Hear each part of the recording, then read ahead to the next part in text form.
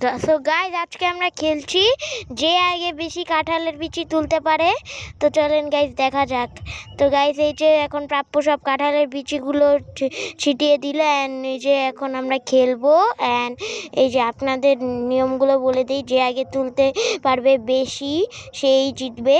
তো গাইজ চলেন শুরু করা যাক, কিন্তু আমরা এখান থেকে খেলবো না, আমরা পিছের থেকে আসবো। তো লেটস গো, 1 2 and go।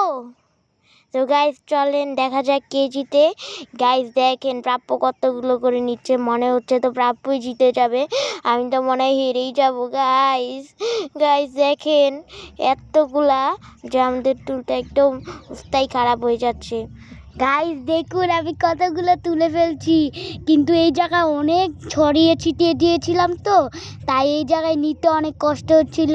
তাই একটু পর বসে বসে আমি আর প্রাপ্তি মারামারি করে একটা একটা করে না, মানে একদম হাতে মুঠ করে নিয়ে যতগুলা পারি এইভাবে করে ভরছিলাম পলিথিনে। যে আগে নিতে পারে সেই জিতবে। তো গাইজ দেখেন প্রাপ্যটা কত ভারী হয়ে গিয়েছে, মনে হয় তো ওই জিতবে।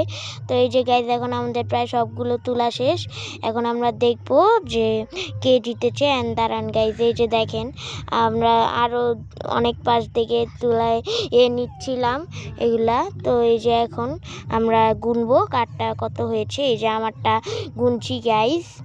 অ্যান্ড গাইজ আমার হয়েছিল 225টা। অ্যান্ড এই যে দেখেন গাইজ, এই যে এখানে অনেকগুলো আছে। অ্যান্ড এই যে আমরা গুনছি গাইজ, অনেকক্ষণ লেগেছিল তো তাই একটু স্পিড বাড়িয়ে দিয়েছি।